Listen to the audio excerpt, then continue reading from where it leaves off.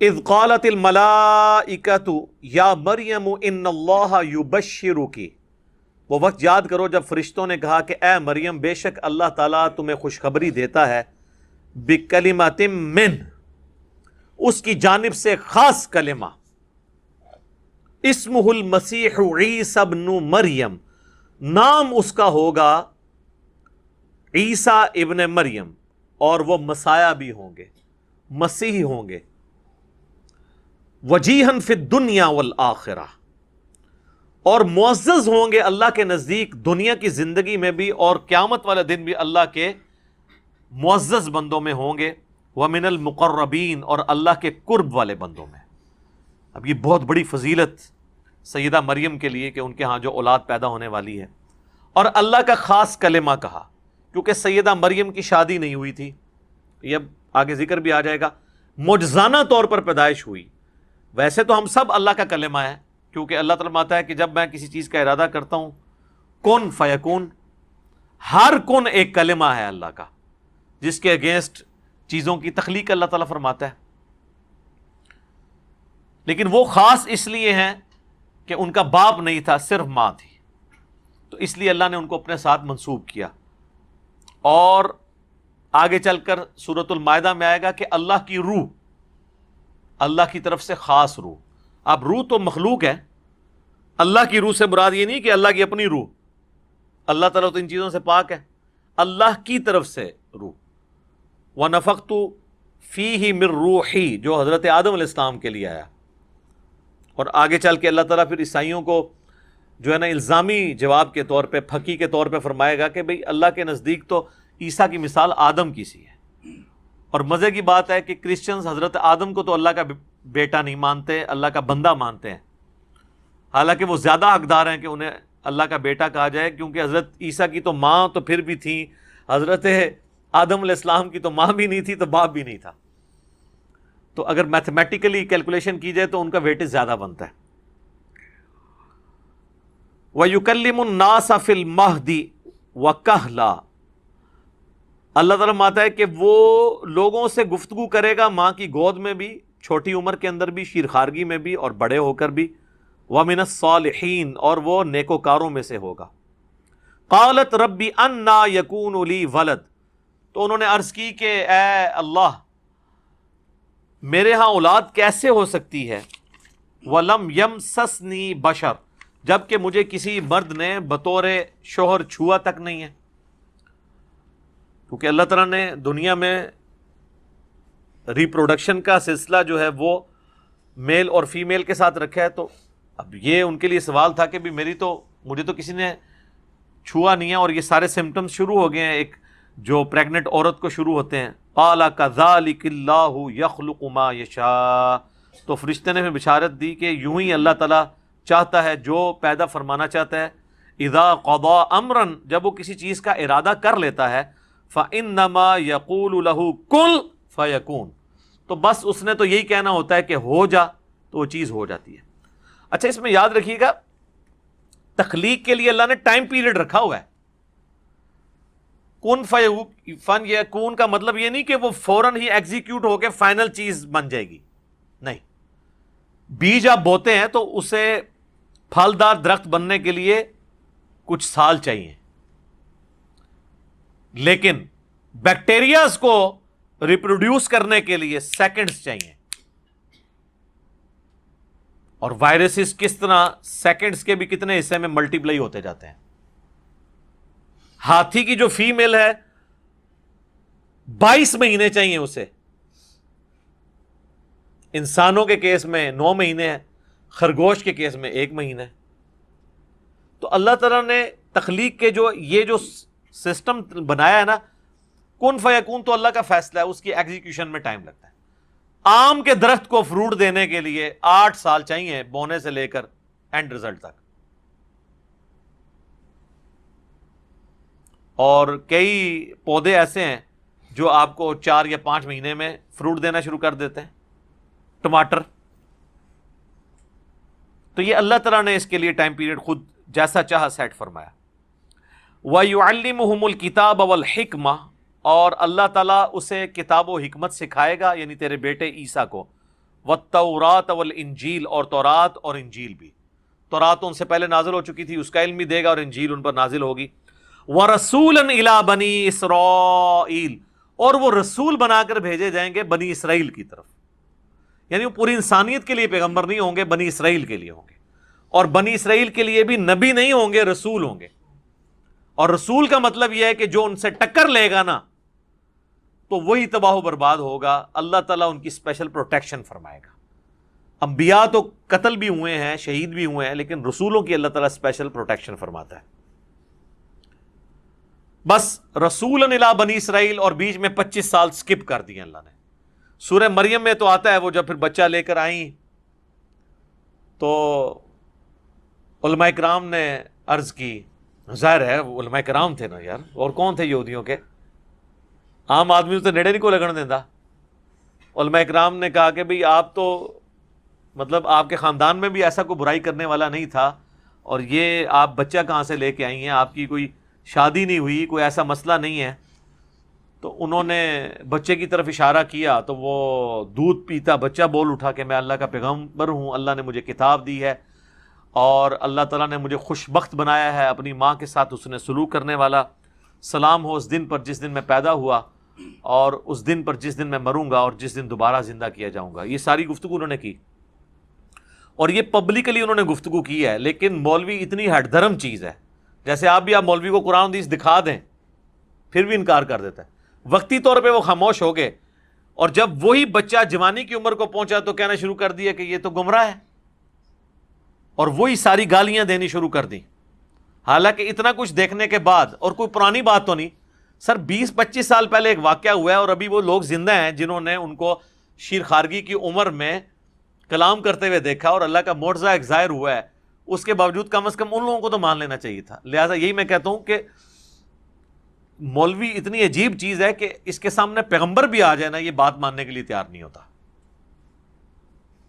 تو آپ شریفانہ انداز میں ان کو قرآن و سنت منوانا چاہتے ہیں، فزیکلی پیغمبر بھی آ جائے تو اس کو نہیں مانیں گے، الا یہ کہ اللہ تعالیٰ کسی کو توفیق دے دے یا کوئی ہٹ درمی اپنی چھوڑ دے.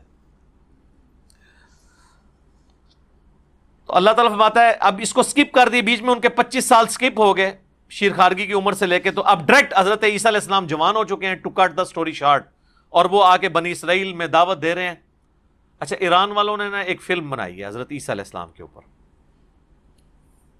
میرا خیال ہے 2-2.5 گھنٹے کی ہوگی، مختصر سی بایوگرافی. ظاہر ہے کہ وہ سمجھ رہے تھے کہ بھئی عیسائی جو ہیں وہ حضرت عیسیٰ علیہ السلام کا اپنا ورژن پیش کر رہے ہیں. کبھی وہ فلم بناتے ہیں پیشن آف دا کرائسٹ کے نام سے، اور اس طریقے سے مختلف فلمیں انہوں نے بنائی ہیں، کنگ آف دا کنگز. تو وہ اپنا ورژن پیش کر رہے ہیں، تو مسلمان بھی پیش کریں کہ جو اصل ورژن ہے. تو اچھے طریقے سے انہوں نے اس کو فلمایا ہے. تو اس میں بھی انہوں نے یہ سین بھی فلمایا کہ جب وہ جاتے ہیں یروشلم میں، اور جا کے علماء کرام کے سامنے دعوت رکھتے ہیں. جس طرح آپ بھی سمجھتے ہیں کہ علماء تو مطلب دین پیے ہوئے ہیں، یہ فوراً مان لیں گے. تو حضرت عیسیٰ ابن مریم وہاں پہ جا کے ان کے سامنے وہی کرتے ہیں کہ ان کی غلطیاں ہائی لائٹ کرتے ہیں، جو ان کے اندر خرابیاں ہوتی ہیں. تو وہ پھر ان کے قتل کا فتویٰ جاری کر دیتے ہیں، اور انہیں ان تکلیف سے پھر گزرنا پڑتا ہے. اینڈ پہ اللہ تعالیٰ ان کو زندہ آسمانوں پہ اٹھا لیتا ہے ان کے شر سے بچا کر. اور قرب قیامت میں جب وہ اتریں گے تو پھر انہی یہودیوں سے بدلہ لیں گے، کیونکہ انبیاء کے انکار کرنے والوں سے پھر اللہ تعالیٰ بدلہ لیتا ہے. حضرت عیسیٰ علیہ السلام کے اٹھائے جانے کے بعد بھی یہودیوں پہ عذاب کی کئی ایک قسطیں آئی ہیں. ایک فائنل قسط جو ہے وہ آئے گی جب یہ دجال کے ساتھ ملیں گے، تو عیسیٰ ابن مریم ان کے خلاف قتال کریں گے. اس پہ میرا مسئلہ نمبر 12 ریکارڈڈ ہے، جسے شوق ہے وہ دیکھ سکتا ہے. تو اب وہ جوانی کی عمر کو پہنچے ہیں. انی قد جئتکم بآیۃ من ربکم، اور وہ آ کے کہہ رہے ہیں یروشلم میں کھڑے ہو کر، اب مجھے بتائیں کہ مولویوں کا کیا کام ہے کہ جب اللہ کا پیغمبر آ گیا ہے تو وہ اپنی مسندوں پہ بیٹھے رہیں، کیونکہ باقی سب تو اسیسمنٹ کے ساتھ دین سکھا رہے ہیں نا، پیغمبر تو وہی کے ساتھ دین سکھا رہا ہے. تو جب عیسیٰ ابن مریم نے کہا نا کہ میں آ گیا ہوں تمہارے پاس، دیکھو روشن معجزہ ایک لے کر تمہارے رب کی طرف سے، اور اتنے بڑے معجزات لے کے آئے کہ اس کے بعد تو کوئی گنجائش ہی نہیں رہتی کوئی انکار کرے.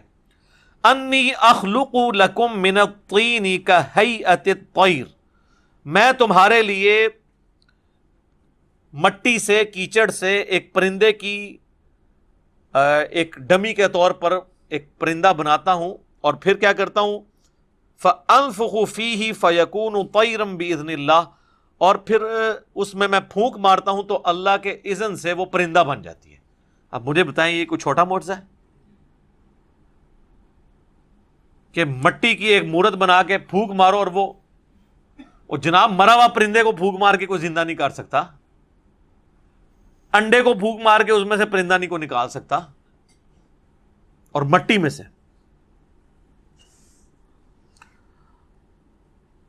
وَأُبْرِئُ الْأَكْمَحَ وَالْأَبْرَصَ وَأُحْيِي الْمَوْتَى بِإِذْنِ اللَّهِ. اب 3 معجزات اور ہیں. اور میں تندرست کر دیتا ہوں مادرزاد اندھے کو، اور کوڑی کے جو جذام کے مریض ہیں ان کو بھی شفا دیتا ہوں، اور مردوں کو بھی زندہ کرتا ہوں اللہ کے اذن سے. اچھا، اللہ کے اذن تو امپلائڈ ہی تھا، لیکن آپ دیکھیں سارے معجزات کے ساتھ بھی اذن اللہ آ رہا ہے، تاکہ یہ عقیدہ کلیئر ہو کہ پیغمبر کے اپنے اختیار میں کوئی چیز نہیں ہوتی ہے، اللہ کے اذن سے ہوتی ہے. اور پیغمبروں کا اذن تو ثابت ہے، بابوں کا اذن آپ کو ثابت کرنا پڑے گا. وہ کہتے ہیں جی بابوں کا اذن کہاں سے ثابت کریں، بابے تو قرآن کے بعد آئے ہیں. تو ہم کب کہہ رہے ہیں قرآن میں سے نکالیں؟ ہم کہہ رہے ہیں آپ جو بابوں کے بارے میں کلیم کر رہے ہیں لائیں، کر کے بتائیں، ہمارے سامنے آ جائیں. یہ گھوڑا یہ میدان. میں نے تو بڑا آسان سا فارمولہ دیا ہے کہ میں اپنی میکینیکل انجینئرنگ کا، مشین ڈیزائن کا یا اسٹرینتھ آف مٹیریل کا فارمولہ لکھتا ہوں، کوئی بھی بابا دنیا کا اس کو دیکھ کے پڑھ کے بتا دے. پڑھ کے سمجھنا تو بڑی دور کی بات ہے، وہ تو کہانی ختم کہ لکھیا کیا ہے. اس کو صرف بتا دے کہ لکھا کیا ہے، اس کا مطلب کیا ہے وہ چھوڑ دے. مطلب تو ان کو قرآن کا بھی نہیں پتا ہوتا، تو اس کا بھی نہ ہو تو خیر ہے، لیکن کم از کم پڑھ کے تو بتا دیں. دیکھ کے جو بندہ دل کا حال جان سکتا ہے دیکھ کے تو پڑھ ہی سکتا ہے نا. تو یہ کہتے ہیں نا جی قرآن سے آپ کو حدیث سے کہاں دکھائیں، ہم نے یہی مثالیں پیش کرنی ہے نا. ہم یہ کہہ رہے ہیں کہ یہ تو ڈیفینیٹ چیزیں ہیں، آپ کو جو کلیم کیے ہوئے نا وہ کر کے بتانا پڑے گا. اور اگر آپ نہیں کر کے بتائیں گے تو پھر ظاہر آپ کے دعوے جھوٹے شمار کیے جائیں گے، وہ پریکٹیکلی جھوٹے ثابت بھی ہو چکے ہیں.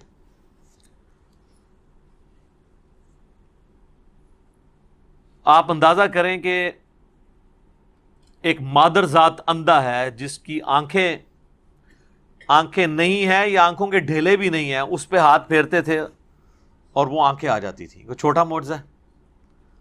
اور مردہ ہے، اور یہ اللہ تعالیٰ کرواتا تھا تاکہ ان کو یقین آئے کہ یہ اللہ کے پیغمبر ہیں. اور اس زمانے میں طب بڑے عروج پہ تھی، اللہ تعالیٰ نے ان کی جو ڈاکٹر کی فیلڈ میں عروج تھا اس کا غرور توڑا کہ لاؤ کوئی ڈاکٹر یہ کام کر کے بتا سکے.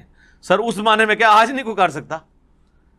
اور میرا یہ جملہ یاد رکھیے گا، میں نے کئی ایک ویڈیوز میں کہا کہ جو پیغمبروں کے معجزات ہیں نا وہ قیامت تک کبھی بھی سائنٹیفکلی ریپروڈیوس نہیں ہو سکتے.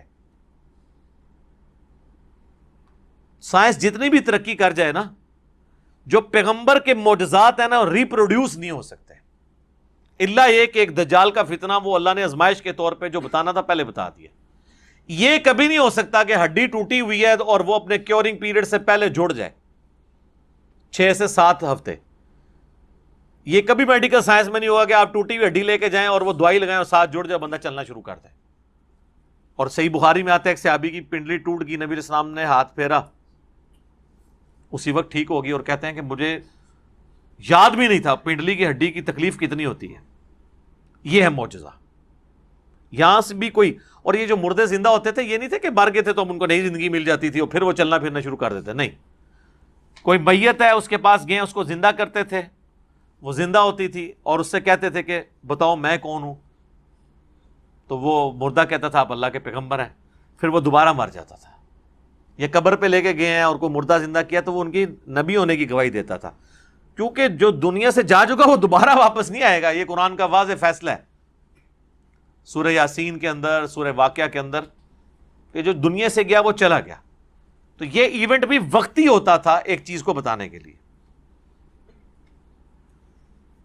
وَأُنَبِّئُكُم بِمَا تَأْكُلُونَ وَمَا تَدَّخِرُونَ، اور میں تمہیں بتا دیتا ہوں جو تم کھاتے ہو اور جو تم جمع کرتے ہو فی بیوتکم اپنے گھروں میں. یعنی یہ بھی بتا دیتے تھے کہ آج تم کیا کھا کے آئے ہو.